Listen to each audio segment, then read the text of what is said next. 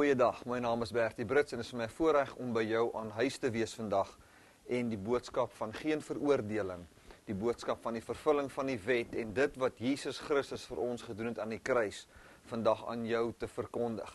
Ek wil baie dankie sê aan elke persoon wat vir ons opbouende e-mails, SMS'e stuur, vir elke persoon wat ons bediening ondersteun met net 'n hart wat sê, man Bertie, dit wat jy bedien, seën my Bertie, dit wat ek hoor hier, maak my vry. Baie, baie dankie daarvoor. So ek wil jou net bemoedig en sê dat jy's 'n seën vir my en vir hierdie bediening. Ons is besig om te praat oor die vervulling van die wet.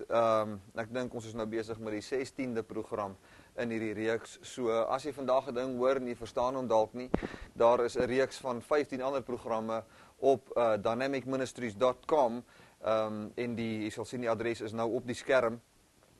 En jy kan gaan na daardie webwerf toe, laai daai programme gratis af. Indien jy nie internet toegang het nie, kan ons vir jou daai programme aanstuur vir donasie van enige bedrag. Indien jy nie 'n donasie kan maak nie, sal ons dit vir jou gratis aanstuur. Kontak ons net. Ons wil baie graag hê dat jy hierdie hele boodskap in konteks moet kan hoor. Baie keer as ons sê die wet is vervul, dan dink 'n mens, o Jesusie, jy weet, dit gaan nou so 'n groot aanleiding gee tot sonde. Hoe gaan die mens 'n riglyn hê waar volgens hy kan lewe? Nou, jy weet, ek sou eerder sê, voor 'n ou 'n riglyn neerlê, kom ons gee 'n persoon 'n ruggraat. En die ruggraat wil ek dan net kwalifiseer wat dit is. 'n Ruggraat is die wese van God. Ek het veel eerder die wese van God wat in my woon. Ek het veel eerder die natuur van God wat in my woonagtig is as 'n menslike natuur en dan 10 wette wat ek moet gehoorsaam om geseën te kan wees.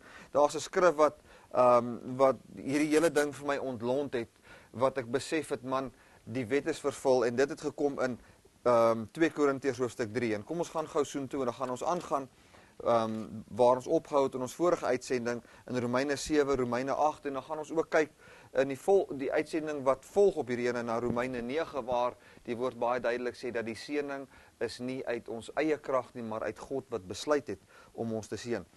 2 Korintiërs hoofstuk 3 vanaf versie 5. Hy sê nie dat ons uit onsself bekwaam is om iets uit onsself te bedink nie, maar ons bekwaamheid is uit God, wat ons bekwaam gemaak het as dienaars van 'n Nuwe Testament, nie van die letter nie, maar van die Gees, want die letter maak dood en die Gees maak lewend. En as die bediening van die dood met letters op klippe gegraveer in heerlikheid was, sodat die kinders van Israel nie die oë kon vestig op die aangesig van Moses nie, vanweë die heerlikheid wat sy aangesig vanweë die heerlikheid van sy aangesig wat tog moes vergaan, hoeveel te meer sal die bediening van die Gees dan nie in heerlikheid wees nie. So Paulus kom hierso en hy maak 'n baie duidelike onderskeid tussen 2 tipes bedieninge. Die een is die bediening van die letter. En dit was, wanneer hy praat van die letter, dan sê hy, met letters op klippe gegraveer. So, ons praat definitief hier van die 10 gebooie, want dis al wat ek aan kan dink wat op klippe gegraveer was, en waaraan ons geen twyfel het, wat op klippe gegraveer was nie, want dit was op kliptafels gegraveer. So, hier sê hy baie duidelik dat die wet die bediening is van die dood, want deur die wet is die kennis van die sonde. Paulus kom, hy sê, as die wet nie gesê het, dat ek mag nie begeer nie, dan sou ek die begeerlikheid nie eens geken het nie. So van watter wet praat hy?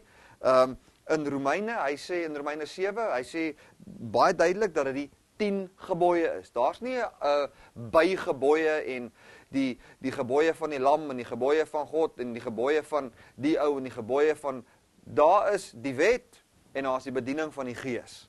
Dis hoe dit is. Daar is of lig of duisternis. So eenvoudig soos dit. En die Bybel sê baie duidelik ook in 2 Korintiërs hoofstuk 3 dat by die lees van die Ou Testament en dan die konteks van 2 Korintiërs 3 wanneer hy praat van die Ou Testament is die wettiese verbond. Wanneer ons deur die wet tot God nader, is daar 'n sluier oor ons oë en ons kan nie sien dit wat God wil hê ons moet sien nie. Kom ons lees vers 15, 2 Korintiërs 3 vers 15, hy sê, ja, tot vandag toe, wanneer Moses gelees word, lê daar 'n bedekking oor hulle hart. Maar wanneer hulle tot die Here bekeer is, word die bedekking weggeneem. Met ander woorde, in Christus word hierdie bedekking weggeneem. Wat is die bedekking? Die bedekking is oor jou hart, oor wat jy kan glo van jouself. Hy praat ook van die sluier, wat oor 'n ou se aangesig is, dat jy nie kan sien nie, jy kan nie reg glo nie, jy kan nie dit sien wat Christus vir jou gedoen het, deur die lees van die wet nie. Deur die wet is die kennis van sonde, wanneer jy gekom het tot die bewustheid dat jy 'n sondaar is deur jou eie dade en nie gered kan word deur jou eie dade nie, dan beroep jy jou op Christus en sê, Here, dankie dat ek weet dat ek deur die wet kon kennis gehad het, dat ek nie deur my eie dade gered kan word nie. So, die wet het 'n doel. Die doel van die wet is om jou skuldig te maak voor God. Die doel van die wet is om vir jou te wys, jy kan nie kwalifiseer nie. Die wet is nie daar vir jou redding nie. Die wet is daar vir jou verdoemenis. En Jesus Christus is daar vir jou redding. So, baie duidelik sien ons hier, dat Paulus praat van die bediening van die dood op klippe gegraveer. Paulus haal hy selfde bediening van die dood in Romeine 7 aan, waar hy sê, dat deur die wet, kom ons lees vanaf vers 6, hy sê, maar nou is ons ontslaaf van die wet deur, waardeur ons gebonde was, aangesien ons dit afgesterf het, sodat ons dien in die nuwigheid van die gees, en nie in die oudheid van die letter nie. So Paulus kom, en hy noem die wet, en dan haal hy die wet aan. Luister mooi mense, vir die van julle wat dalk nie duidelik verstaan nie. In Romeine 7, en 2 Korintiërs 3, wanneer ons die twee connecteer met mekaar, dan kom ons baie duidelik agter dat Paulus die 10 gebooie aanhaal. Want nie 'n ander wet nie, die 10 gebooie. Hy sê in hoofstuk 3, baie duidelik dat die bediening van die dood was met letters op klippe gegraveer. Dan gaan hy aan en hy sê dat die letter, met ander woorde, die letter van die wet, die letters wat op klippe gegraveer was, wat hy dan aanhaal, wat hy sê, jy mag nie begeer nie, en dat deur die wet het die sonde aanleiding gevind in sy lewe. So, Paulus kom en hy sê, weet jy, ek het op 'n plek gekom waar ek besef, die goeie dinge wat ek wil doen, kan ek nie doen nie, en ons het nou baie mooi daaroor gepraat. Kry asseblief die vorige uitsending, dit sal jy so seën. Nou, laat ons aangaan by wat ek wil sê vandag. Hy sê hier in, ons gaan lees vanaf vers, kom ons lees vanaf vers 17 tot 25 omtrent. Hy sê, maar nou is dit nie meer ek wat dit doen nie, maar die sonde wat in my woon. Want ek weet dat in my, dit is in my vlees, niks goeds woon nie. Want om te wil is by my aanwesig, maar om goed te doen, dit vind ek nie. Want die goeie wat ek wil, doen ek nie, maar die kwaad wat ek nie wil doen nie, dit doen ek. Maar as ek doen wat ek nie wil nie, dan doen ek dit nie meer nie, maar die sonde wat in my woon. Ek vind dus hierdie wet, as ek die goeie wil doen, is die kwaad by my aanwesig. Nou, mense, die konteks van die hele ding hier is baie duidelik. Hy sê dat daar is 'n wet wat vir my sê ek moet reg doen. Die konteks is 'n gebod wat hy aangehaal het uit die 10 gebooie wat sê jy mag nie begeer nie. En hy het gekom en hy het gesê deur daai wet het die sonde van begeerte in my aanleiding gevind en dit het my gedood. Hy sê, en die sonde het weer in my opgelewe. Met ander woorde, daar was 'n tyd toe daar nie sonde was in Paulus se lewe, en toe hy heilig gelewe het. Maar toe die gebod weer kom, toe die sonde weer in hom opgelewe, en dit wat blyk vir hom die lewe sou gewees het, met ander woorde, daai gebooie, die wet. So mense, ons moet besef dat die wet blyk asof dit lewe kan wees. Toe Adam en Eva van die boom van die kennis van goed en kwaad geëet het, toe dit, ek meen dit het aanloklik gelyk, dit het gelyk asof dit wysheid kan wees, dit het gelyk asof dit 'n mens kan seën. Maar op die ouend het hy agtergekom dat die ding die dood in hom bewerk, alhoewel die wet heilig is, gee dit aanleiding tot dit wat dood in ons bring. So die wet is heilig, die wet is nie sonde nie, maar dit maak dat die sonde wat in jou is begin manifesteer, in plaas van dat dit dan nou dormant lê en nie manifesteer nie, tot die terugkoms van die Here, wanneer ons 'n nuwe fisiese liggaam ontvang, wat dan nie meer daai geneigtheid sal hê nie. So, Wat Paulus sê is, hy sê man, ek is 'n mens wat die goeie wil doen. Binne in my is daar iets wat goed is. Ek wil die goeie doen, praat van sy gees. Hy sê, maar ek kry dit nie gedoen onder die wet nie. Hy sê, daar moet iemand kom wat my kan verlos van hierdie sondige man wat ook in my is. So Paulus sê, dat binne in hom is daar 'n vermoë en 'n begeerte tot dit wat goed is, maar hy vind dat wanneer hy deur die wet die goeie wil doen, dit die kwade hom bystaan. Hy sê, wie gaan my verlos van hierdie man van die dood wat die heeltyd wil manifesteer? Iemand moet my verlos van dit. Iemand moet my verlos van die stelsel wat sê, jy weet, nes ek iets goed wil doen, dan staan die kwade my by. Wie gaan my verlos? Hoe gaan ek verlos wees daarvan? So Paulus sê, dat ek verlos kan word daarvan. Nou, 'n baie eenvoudige, maklike manier om jou te verlos van die sonde wat wil manifesteer in jou lewe, is om die weg wat die sonde of die vlees dan nou gebruik om te manifesteer, uit die weg te ruim. En dit is die wet. En ons het baie duidelik dit gesê in die vorige uitsending. Ek het 'n voorbeeld gebruik van, sê nou maar, 'n eiland. En daar's 2 eilande in ons lewe, die eiland van die gees en die eiland van die vlees. En dan het ons liggaam wat dan nou die fisiese manifestasie is. Die sonde in ons, die brug wat die sonde het tot manifestasie in die lewe, is die wet. Die kennis van sonde, die manifestasie van sonde, die ervaring van sonde in ons lewe is deur die wet. Wat 'n heilige ding is. Wat God gesê het, kom ek skryf dit neer, kom ek gee dit vir mense, sodat hy kan besef, in sy eie vlees kan hy my nooit behaag nie. Toe kom God en hy sê, wel, hierdie wet sal ons moet vervul, en sodat dit weg kan val, anders gaan die mens vir ewig in hierdie sonde lewe. En dan bring ek 'n brug wat dit wat heilig is, wat ek bewerk het vir die mens, en in die mens plaas deur Jesus Christus, kan manifesteer, en dit is die woord van die kruis. Die woord van die gehoorsaamheid van Jesus Christus namens ons aan die wet, die woord van die sterwe van Christus, wat die vloek op hom geneem het, wat opgestaan het uit die dode, sodat ons dan geheilig is deur die bloed van die lam, en nie ons gehoorsaamheid aan die 10 gebooie of enige ander wet nie, maar dat ons geheilig is deur God homself, wat ons kom heilig het deur sy bloed. Amen, mense, dit is die evangelie. Jy weet, ons kan nie daarmee stry nie. Kom ons aanvaar dit, en kom ons sê, man, dit is die goeie nuus wat ons kom vrymaak. Goed, kom ons lees gou 'n bietjie aan. Hy sê hier in vers 22, want ek verlustig my in die wet van God, na die innerlike mens, maar ek sien 'n ander wet in my lede, wat stryd voer teen die wet van my verstand of gemoed, en my gevange neem onder die wet van die sonde wat in my lede is. So mense, Paulus praat baie duidelik hier van 'n gebod wat opgeteken is in die 10 gebooie, wat sê jy mag nie begeer nie. Hy sê uit daai gebod uit word ek gevange geneem onder die sonde. So mense, wie van ons wil gevange wees? Niemand van ons wil gevange wees nie. So God kom en hy sê ek bring 'n lewende nuwe weg. Prys die Here Jesus Christus. Hy sê ek, elendige mens, wat 'n mens is hy? Die mens wat dan nou deur die wet geregverdig wil word.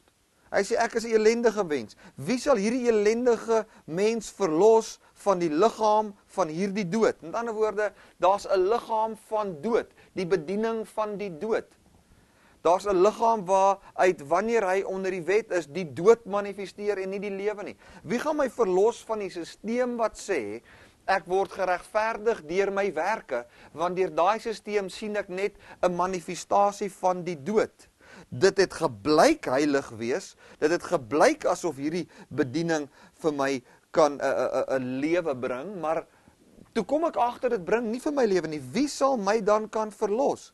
Ek lees weer vers 24, ek elendige mens, wie sal my verlos van die liggaam van hierdie dood? Ek dank God dan, ek dank God deur Jesus Christus, ons Here. So dien ek self dan wel met die gemoed die wet van God, maar met die vlees die wet van die sonde. So luister mooi, want daar's 'n sleutel vir ons in vers 25 hier. So hy sê, ek dank God deur Jesus Christus, ons Here. So hy sê, die elendige mens word verlos deur Jesus Christus. Hy sê, so dien ek, die elendige mens. Hy praat nou nie van onder Christus nie. Hy sê, die elendige mens dien wel met sy gedagte die wet. Met ander woorde in sy gedagtes sê hy, die wet is goed en ons moet die wet onderhou en ons moet deur die wet geseën wees. Maar in manifestasie kry ek dit nie reg nie. Ek wil hê jy moet baie eerlik wees met jouself. Weet jy, daar's 'n skrif in 1 Johannes 5 wat sê dat die wet van Jesus is nie moeilik nie. Hy sê die gebooie van Christus is nie moeilik nie. Maar dan moet ons gaan kyk in 1 Johannes 5, wat is hierdie gebooie? Hierdie gebooie is nie die 10 gebooie nie. Dis die gebod wat aangeteken is in 1 Johannes 3 vanaf vers 20. Wat sê hy? Dit is my gebod of dit is my bevel aan jou. Glo in Jesus Christus. En dan moet jy jou naaste lief hê vanuit wat jy glo. Dis wat hy sê, baie duidelik sê. Dis sy gebod. Die gebod van Jesus Christus is, glo in my. Hy het vir Petrus gesê, moenie dat jou hart ontsteld word nie, jy glo in God, maar glo nou in my wat vir jou plek voorberei. So ons geloof is nie meer in 'n stelsel van moets en moenies nie, maar ons geloof is nou in 'n God wat sê, ek maak vir jou 'n weg, jy hoef nie meer jou eie weg te maak nie. Ons geloof is nou in 'n God wat sê, ek berei vir jou 'n plek voor. Jy hoef nie meer vir jouself 'n plek voor te berei nie. Hier sê hy baie duidelik, en ek wil net weer vers 24 lees en vir jou duidelik maak. Hy sê, ek elendige mens, wie sal my verlos van die liggaam van hierdie dood? Weereens, wie is die elendige mens? Die elendige mens is die mens wat met die innerlike mens die wet wil gehoorsaam en dit wat reg is wil doen en deur sy dade geregverdig wil wees voor God, maar dit nie kan regkry nie. So die elendige mens is die mens wat sê ek wil geregverdig word deur die wet en ek beroep my op die wet van Moses, ek beroep my op die skrywe wat op klippe gegraveer is. Ek beroep my daarop.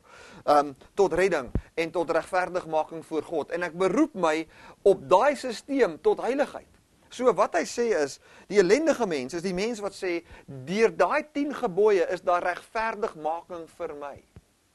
Wie mense elke keer wanneer die wet gelees was. Ek onthou daar was tyd in my lewe wat ek in 'n kerk was wat elke keer as jy in die kerk kom dan word die wet gelees. Daai wet word gelees vir wat om vir jou te kan wys, verstaan in jou eie dade is daar vir jou geen regverdigmaking nie.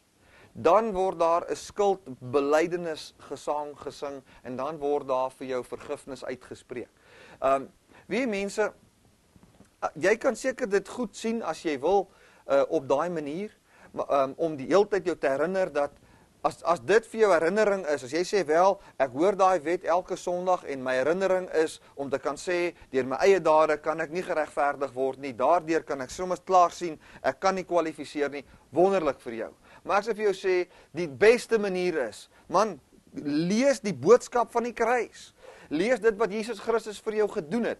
En hoekom wil ons elke keer, voordat ons by God kom, al eers weer 'n slag skuldig voel, en alweer sonde bely, en sonde bewus wees? Die Bybel sê die ware aanbidders kom nie voor God met 'n bewustheid van sonde nie, maar met 'n bewustheid van Jesus Christus.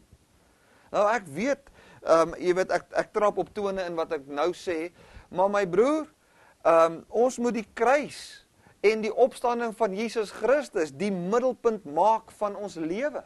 Dit help nie ons maak die wet van Moses die middelpunt van ons lewe nie. Dit help nie ons maak die 10 gebooie die middelpunt van ons lewe nie. Wat ons die middelpunt van ons lewe moet maak is die offer vir ons sondes en die opgestane Jesus Christus.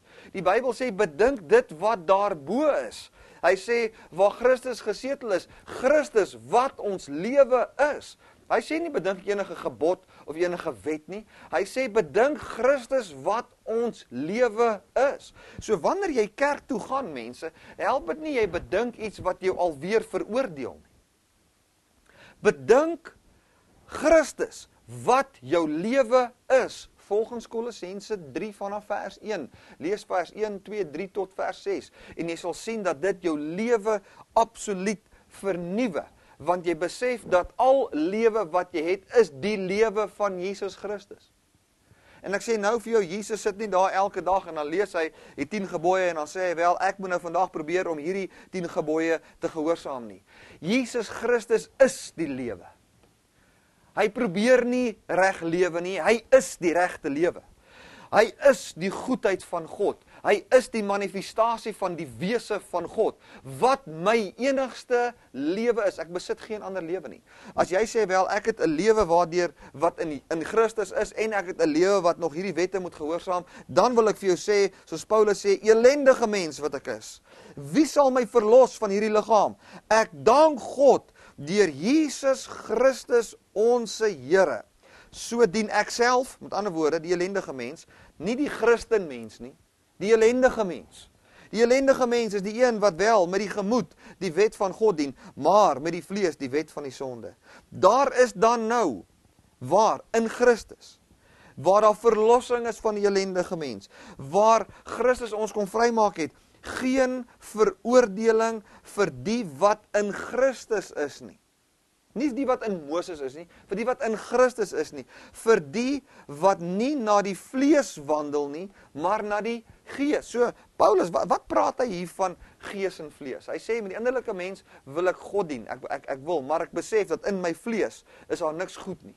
In ander woorde, hy sê, wanneer ek onder die wet is, manifesteer daar 'n massiewe klomp vlees in my lewe. Wanneer ek nie meer geregverdig wil word deur gebooie nie, met ander woorde, dat ek nie meer deur my vlees geregverdig wil word en hierdie vleeslewe in aksie sit deur onder die wet te wees nie, hy sê, dan is daar geen meer veroordeling vir my nie. Wanneer jy nie meer wanneer jy die wet lees, ons al veroordeling, dan sê skuldig, dan wil jy alweer sê, Here, ag asseblief, Here, verlos my, help my, ek sit hier in 'n probleem, ek voel aangekla voor U, Here, ek weet nou nie meer wat om te doen nie, ag, vergewe my, Here, jy voel skuldig, wanneer die wet gelees word. So ek wil vir jou sê, dat die Here het gekom om dit vir jou te verlos, om jou te verlos daarvan. In die volgende uitsending gaan ons aan, vanaf hoofstuk 8, en ek gaan dit vir jou mooi verduidelik.